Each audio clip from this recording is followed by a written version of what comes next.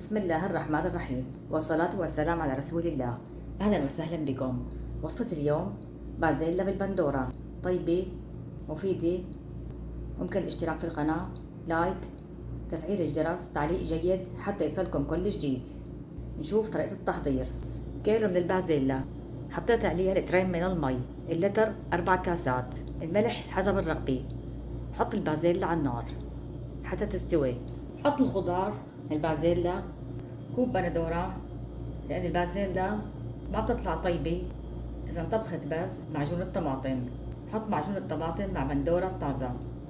نص كوب معجون الطماطم أو علبة معجون الطماطم. تلت كوب بصل، تلت كوب فلفل خضراء، ربع كيلو لحمة، ملعقة كبيرة من الثوم، ملعقة كبيرة من دبس الفليفلة، تلت كوب فلفل حمراء، واحد فلفل حار اختياري، نص كوب جزر، 4 معالق كبار كزبرة خضراء. حطيت البازيلا على النار. حط الفلفل الحار اختياري، إذا في أطفال ما بنحط فلفل حار. حط الخضار على النار.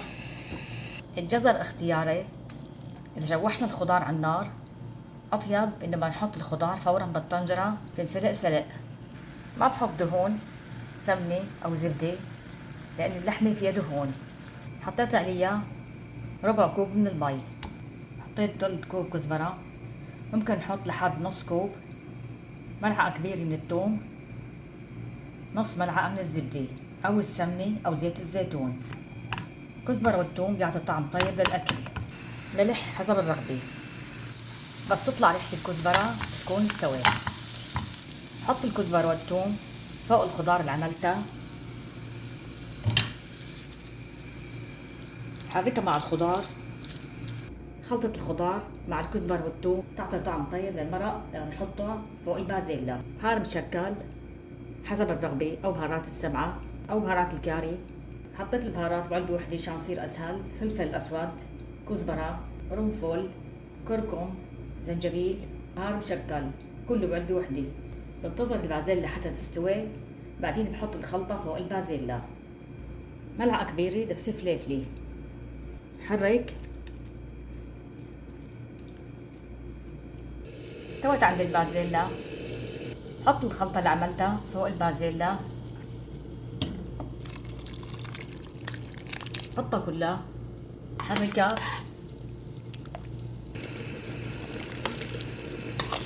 طبخت الرز، ربع كوب سمنة، معلقتين كبار زيت الزيتون. الزيت بيخلي الرز يفرط عن بعضه.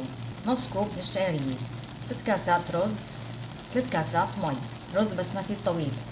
حطيت رشة من الكركم، صار لون الرز أصفر لأن الكركم مضاد التهاب مضاد حيوي.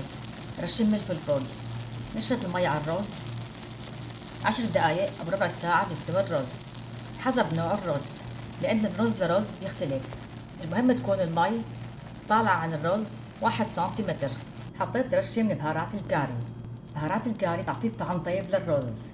حط البازيلا، معلقتين كبار ليمون، قلب، بيطلع أطيب، بيساعد على امتصاص الفيتامينات. طبق البازيلا بالخضار مع الرز صار جاهز. جربوه طيب كتير، حبوه الكبار والصغار. كامل متكامل بتكمل السفرة. طبق غني، طبق راقي. زينته بالليمون والفليفلة، فليفلة الصغيرة. هاي الفليفلة ممكن نحشيها جبنة أو لبنة أو لحمة مفرومة مع البصل، خاصة أصحاب الرجيم، بديل الخبز، أو ممكن براق الخس. تنفع للغداء، تنفع للعشاء. رز بالكاري والكركم تغير عن الرز الأبيض. جربوه بالكركم والكاري كتير طيب. بالنسبة لمرق البندورة ممكن وسط، ممكن كتير.